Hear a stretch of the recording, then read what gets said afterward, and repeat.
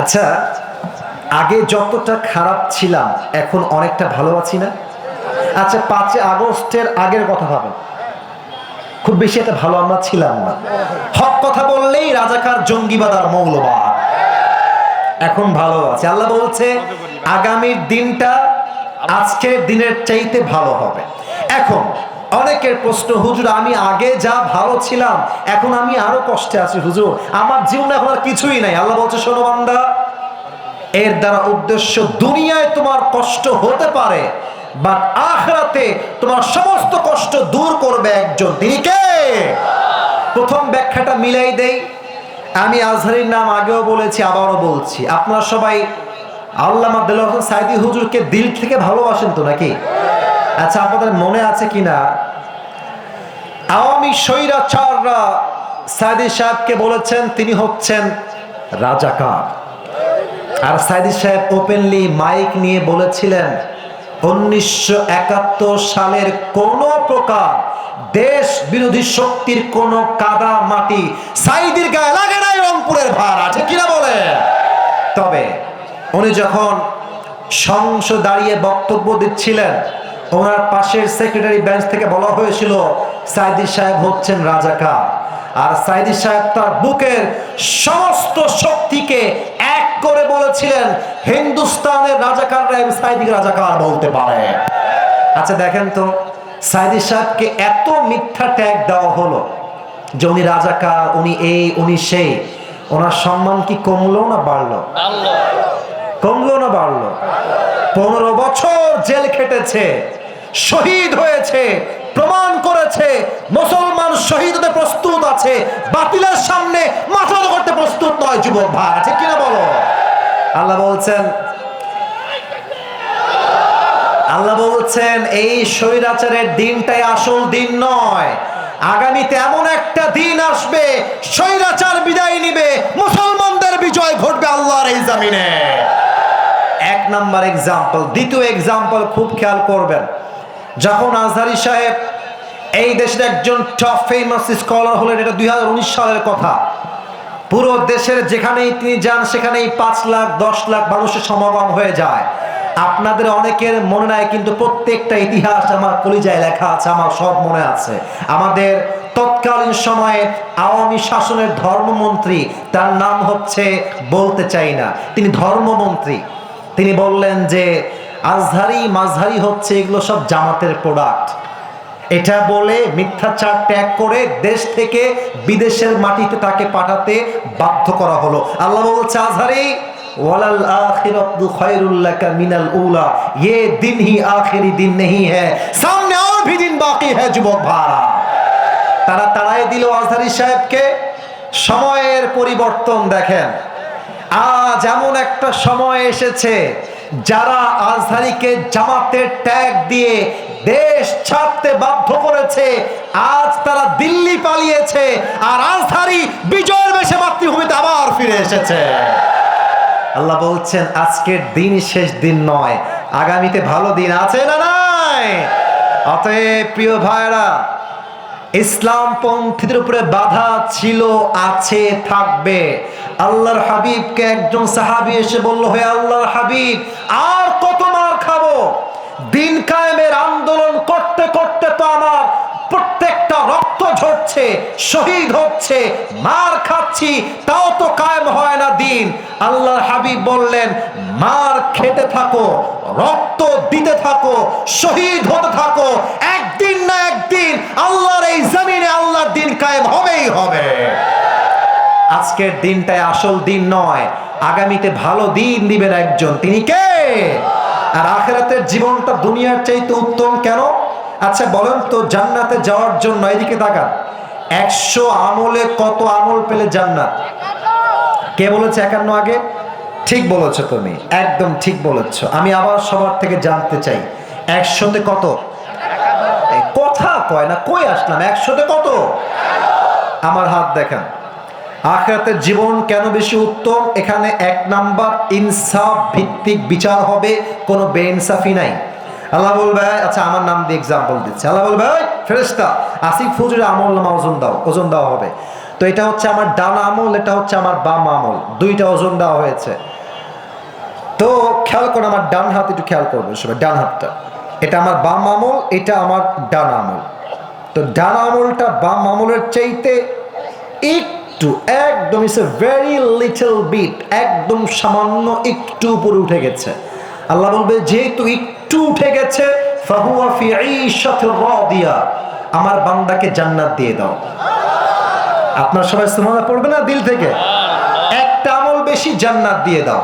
এক নাম্বার ইনসাফের বিচার হবে। দুই, কিয়ামতের দিন হিসাব দিবসে রহমতের বিচার হবে। কেমনে বিচার হবে? এক বান্দার আমলনামা ওজন দেওয়া হবে, ওই বান্দার ডান আমল 50, বাম আমল 50, দুইটাই 50-50। এবার রংপুরে ভাইরা বলেন তো সবাই, জান্নাতে যাওয়ার জন্য আর মাত্র কয়টা আমল লাগে? মাশাআল্লাহ, বাঘের বাচ্চা বসে আছে সবাই, বলো সবাই কয়টা? এটা আমি শুনেছিলাম মাওলানা তারিক জামিলের থেকে, পাকিস্তানের একজন টপ ফেমাস স্কলার। তিনি বললেন যে বান্দার আমলনামা ওজন হবে এটাও 50, এটাও 50। তো সে বলবে আরে কোনো টেনশন নাই, আমার বাপ তো কিয়ামতের মাঠেই আছে। আব্বাকে বলবো আব্বা একটা আমল দাও, আর আমার বাপ তো একটা আমল আমাকে দিয়ে দিবে, নট আ বিগ ডিল। যুবকটা দৌড় দিয়ে বাপের কাছে আসবে, আব্বা জান मुझे बस एक अमल की जरूरत है, मुझे एक अमल दे दो, मैं जन्नती हो जाऊंगा। अब्बा একটা আমল দাও, একটা আমল দিলেই তোমার ছেলে আজ জান্নাতি হয়ে যাবে। আব্বা বলবে কে আব্বা? একদম হাসবেন না, হাসির কথা নয়। কে আব্বা? কিসের আব্বা? বের হও, আমার তো কোনো ছেলেই দুনিয়ায় ছিল না, বের হয়ে যাও, খরচ বের হও। যুবকটা অবাক হয়ে যাবে, আমার বাবা মাকে চিনছে না মাত্র একটা আমলের জন্য। মায়ের কাছে আসবে, আম্মা একটা আমল দাও, अगर तुम्हारी लड़के को एक अमल मिल जाए तो वह जन्नती हो जाएगा। একটা আমল পেলে তোমার ছেলে জান্নাতি হয়ে যায়। মা বলবে কে ছেলে, কে মা? ও খরচ, বের হয়ে যাও, গেট আউট ফ্রম হিয়ার, আমার তো কোনো ছেলেই ছিল না, বের হও। যুবকের মাথার টনক নড়ে যাবে। বাপ চিনছে না, মা চিনছে না, বউ চিনছে না, ভাই চিনছে না, কেউ চিনছে না, একটা আমল আমি কোথায় পাবো? আমি হাদিসটা প্র্যাকটিক্যালি বোঝাবার জন্য আমাকে একটু দেখতে হবে সবার। আমি পুরোটা বোঝাতে পারবো না অভিনয় করে, জাস্ট এতটুকু বোঝাই যে যুবকটা এতটা হতাশ হয়ে যাবে, ডান হাঁটু আর বাম হাঁটু দুইটা উঠাবে এই বুক বরাবর, আর এই দুই হাত এমনে দিয়ে চুপচাপ বসে কান্না করবে একটা আমলের জন্য। কিয়ামতের ময়দানে একজন যুবক তার কাছে দৌড় দিয়ে আসবে, এবার ডাক দিয়ে বলবে ভাই তুমি ইতনি পরেশান क्यों हो, तुम्हें क्या चाहिए मुझे बताओ। ভাই তুমি এত চিন্তিত কেন, তোমার কি লাগবে আমাকে বলো। সে তাকায় বলবে ধুরো মিয়া, আপনি কে, জানতো এখান থেকে? বাপ চিনছে না, মা চিনছে না, বউ চিনছে না, হু আর ইউ, তুমি কে, বের হও, তুমি আমার কোনো কাজেই আসবা না। তো সে বলবে ভাই मुझे बताओ तो सही तुम्हें क्या चाहिए, हो सकता है कि मैं तुम्हारी मदद कर भी सकता हूं, होते पारे যে আমি তোমার সহযোগিতা করতেও পারি। तो अनेक काकुतिर पर से बोलबे भाई मेरी जो दोनों अमल है दोनों 50-50 हो गया है, अगर मैं जन्नत में जाना चाहूँ तो मुझे बस एक अमल की जरूरत है। जन्नते जेते चाइले आमार अमल लागबे मात्र एकटा। बोलबे सिर्फ एक अमल की जरूरत है तुम्हें, তোমাকে একটা আমল লাগবে আর নয়? বলছে yes I just need on good deeds, একটা আমল হলেই জান্নাতি। ও আচ্ছা ঠিক আছে যাও, ওই একটা আমল আজকে তোমার ভাই তোমাকে দান করবে। না সুবহানাল্লাহ, দিল থেকে হয় না, পড়ো সুবহানাল্লাহ। তো আমি চশমাটা খুলছি জাস্ট রিঅ্যাকশন বোঝাবার জন্য। এমনে আরে ভাই তুমি আমাকে একটা আমল দিবা? বাপ দেয়নি, মা দেয়নি, বউ দেয়নি, বাচ্চা দেয়নি, যাদের জন্য পুরো জীবনটাই তামা করলাম, কেউ আমাকে একটা আমল দেয় না, তুমি আমাকে একটা আমল দিবা? क्या ये सच है या झूठ है? तुम वाकई में मुझे एक আমল देने वाले हो मेरे भाई, একটা আমল দিবা? আরে ভাই আপনি নিবেন কিনা তাই কর, আরে ভাই দেন দেন। একটা আমল নিয়ে সোজা আল্লাহর কাছে দৌড় দিবে, আল্লাহ ये देखो मुझे एक अमल मिल गया है, मुझे अभी के अभी जन्नत में दाखिल करा दो। আল্লাহ একটা আমল পেয়ে গেছি, জান্নাত দাও। আল্লাহ বলবে এই কি রে, তোকে একটা আমল কে দিল রে? তোর বাপ দেয়নি, ভাই দেয়নি, বউ দেয়নি, মা দেয়নি, কেউ দেয়নি, কিসনে তুঝে এক আমল দিয়া है, কে দিল? ও বলবে आखी, this is my brother who has given me this on this, इसने मुझे एक अमल दिया है, এই আমার ভাই একটা আমল দিয়েছে। আল্লাহ বলবে डजंट मेक एनी सेंस, तेरा दिमाग तो ठीक है, बाप ने नहीं दिया, माँ ने नहीं दिया, भाई ने नहीं दिया, बीवी ने भी नहीं दिया, तू कौन होता है एक अमल देने वाला, तू কেন একটা আমল দিলি? ওই যুবক ডাক দিয়ে বলবে আল্লাহ मैं क्या बताऊं, मेरे पास अमल है तो बस एक ही अमल है, अगर वो एक अमल है तो भी मैं जहन्नम में जाऊंगा, नहीं है तो भी मैं जहन्नम में जाऊंगा। আমার কাছে আমল আছেই মাত্র একটা, ও থাকলেও আমি জাহান্নামী, না থাকলেও আমি জাহান্নামী। তা আমি ভাবলাম আমার একটা আমল দিয়ে আমার কোনো ভাই যদি জান্নাতি হয়ে যায় तो दया करे माया करे दान करते समस्या कोथाय? तो मैंने मेहरबानी करके एक अमल जो है वो मैंने अपने भाई को सदका कर दिया। अल्लाह बोलबे ओ अच्छा अच्छा, तार माने तुमी रबेर चाইতে বেশি দয়াময় হতে চাও না? আনা রহমান, আনা রহিম, I am the most merciful, I am the most gracious, I am the most kindful Lord, मुझसे बड़ा मेहरबान और कोई नहीं हो सकता। आज तुझे एक अमल मिल गया है, 51 हो गया है, तू जन्नत में जा, मगर तू अकेले जन्नत में मत जाना, जिसने तुझे एक अमल दिया है तू भी जन्नत में जा, उसे भी साथ लेकर दोनों जन्नत में चले जाओ।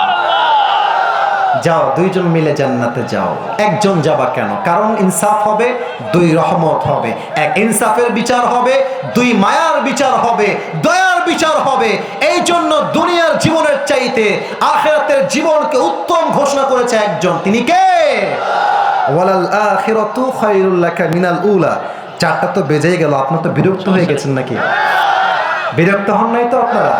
আমি একজন যুবক চাই যার বউ নাই, দাঁড়িয়ে একবার তাকবীর দিবে, লিল্লাহি তাকবীর। বাঘের বাচ্চা কে আছে এখানে? দাঁড়িয়ে যান দেখি। লিল্লাহি তাকবীর, লিল্লাহি তাকবীর, আল্লাহু আকবার, আল কোরআনের আলো, আল্লাহু আকবার। মাশাআল্লাহ, ভাইয়ের বিয়ে খুব ভালো হবে না বোঝা যাচ্ছে, কারণ সাউন্ড খুব ভালো না। আচ্ছা, আরেকজন লাগবে না, আমিই দিচ্ছি, আমিই পারবো ইনশাআল্লাহ। সবাই মিলে কাশি দিন দেখি, আর সবাই দেন কাশিমি।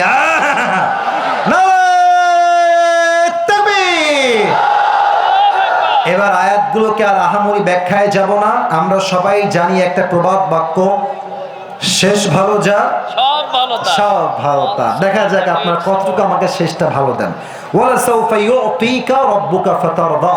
আল্লাহ বলছেন বান্দা যা যা তোর জীবনে হারিয়েছে, হারিয়ে যাওয়া জিনিস নিয়ে আফসোস করিস না, আমার উপরে ভরসা রাখ, যা হারিয়ে গেছে তার চাইতে উত্তম জিনিস দিবে একজন, তিনি কে? এবার বলেন তো একটা উত্তর আমাকে সবাই দিল থেকে। নামাজের পরে আমরা হাত তুলে এইটা কি করি? মোনাজাত বা দোয়া। বলেন সব, মোনাজাত বা দোয়া। আচ্ছা, অনেকে আমাকে প্রশ্ন করে যে হুজুর দেন দেন আমাকে চা দেন, এখানে দেন, দোয়া করি হুজুর আমার দোয়া কবুল হয় না কেন? এই প্রশ্ন আমাদের আছে না? আছে ভাই। হুজুর কথা কয় আপনারা কর না, আমাদের দোয়া কবুল হয় না মাঝে মাঝে, এই প্রশ্ন আমাদের সবার আছে না নাই? আমি একটা কথা আপনাকে ইনশিওর করে বলছি, মুরব্বী আব্বাজান, যুবক ভাইরা শুনবেন, আবারও বলছি শোনেন, আবারও বলছি শোনেন, আপনার প্রত্যেকটা দোয়া আল্লাহ কবুল করে নিয়েছে। সুবহানাল্লাহ পড়বেন না তো সবাই? তবে দোয়া কবুলের তিনটা সিস্টেম আছে। বলেন সবাই, কয়টা? এক, বান্দা বলবে আল্লাহ গাড়ি চাই, আল্লাহ বলবে যা তোকে এখনই গাড়ি দিয়ে দিলাম, একটা চাওয়ার সঙ্গে সঙ্গেই পেয়ে যাবেন। দুই, আল্লাহ বলে বান্দা এখন চেয়েছিস, তবে ওইটা তোর জন্য এখন পারফেক্ট না, আগামীতে পারফেক্ট হবে, একটু অপেক্ষা কর, তোর দোয়া আগামীতে কবুল করবে একজন, তিনি কে? আরেকটা দোয়ার সিস্টেম হচ্ছে বান্দা এখনো দিব না, পরেও দিব না, দুনিয়াতেই দিব না, যেই দিন পরকালে তোর হিসাবে আমল নামা কম হয়ে যাবে, তুই বিপদগ্রস্ত হয়ে যাবি, ওই যে তোর দোয়া কবুল বাকি রেখেছিলাম, ওই দোয়াকে ওয়াসিলা করে তোকে আমি আল্লাহ জাহান্নামী থেকে জান্নাতি মানুষ বানায় দেব। وَلَسَوْفَ يُعْطِيكَ رَبُّكَ فَتَرْضَى. Indeed, your Lord will give you something that will definitely make yourself happy. Whatever you have lost doesn't matter. Allah will give you something that will definitely make you happy. যা হারিয়ে গেছে যা, আমার বিশ্বাস যা নিয়ে গেছে তা আমার রবের ছিল, যা আমাকে আল্লাহ দিবেন তিনিই দিবেন, যা হারিয়ে গিয়েছে তার চাইতে উত্তম কিছু আল্লাহ আমাকে দিবেন, এটাই আমার বিশ্বাস। ঠিক কিনা বলেন? ওয়ালা সাউফা ইউতিকা রাব্বুকা ফাতারদা। আচ্ছা, আরো দুইটা ভাগ তো তরজমা বাকি আছে, বলা যাবে কি যাবে না? 4টা বেজে গেছে যে না বাজেনি। আচ্ছা, আর কয়টা বাজে? 3:51। আচ্ছা, 9 মিনিট সময় আছে। আমি 9 মিনিটের বেশি কথা বলবো না, জাস্ট ট্রান্সলেশন করছি। আচ্ছা, উঠে গেছে না? বসতেছে কোনটা? যা যা, বসো বসো, খবরদার না। 4টার বেশি ওয়াজ হবে না ভাই, আমাকে সিরাজগঞ্জ যেতে হবে। আমি 2:30টায় আসছি, 2:35-এ অলরেডি আমি এখানে বসে আছি 1.5 ঘন্টা। এটা আমি কোনো দাবি নিয়ে বলছি না, ভালোবাসার জন্য বলছি, আবেগ দিয়ে নয়, বিবেক দিয়ে কাজ করতে হবে। ঠিক কিনা বলেন? আসুন আমরা 2টা চ্যাপ্টার শেষ করে দেই। আল্লাহ তাআলা বলছেন, আলাম ইয়াজিদকা ইয়াতীমান ফাআওয়া। বলেন তো আমার নবীর বাবার নাম কি ছিল? আব্দুল্লাহ। বলেন সবাই, নাম কি ছিল? এবার বলেন নবীজির মায়ের নাম কি ছিল? বলেন তো নবীজির দাদার নাম কি ছিল? চাচার নাম কি ছিল? আবু তালেব। বলেন সবাই, আবু।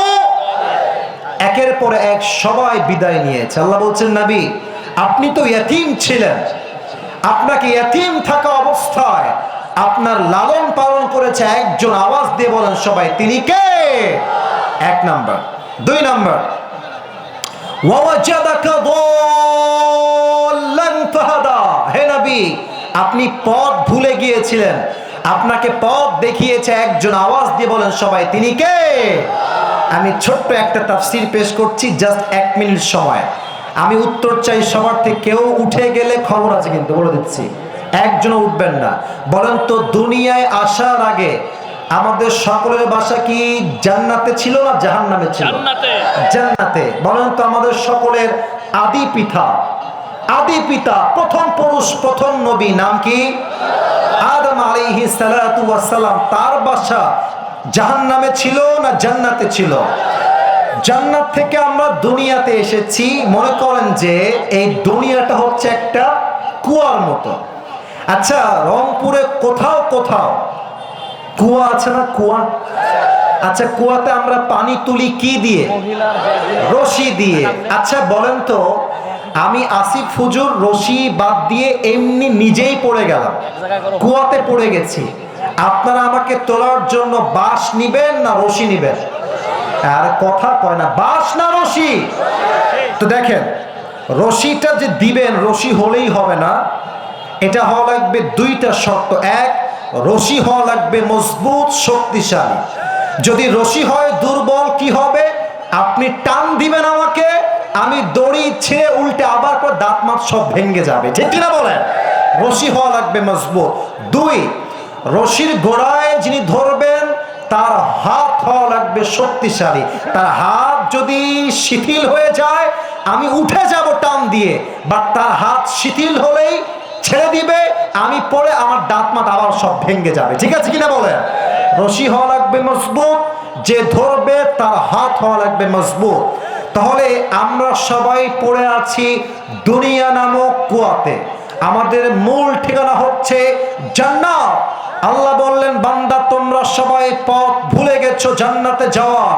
আমি আল্লাহ একটা রশি ফেললাম, ওয়াতাসিমু বিহাবলিল্লাহি জামিআ।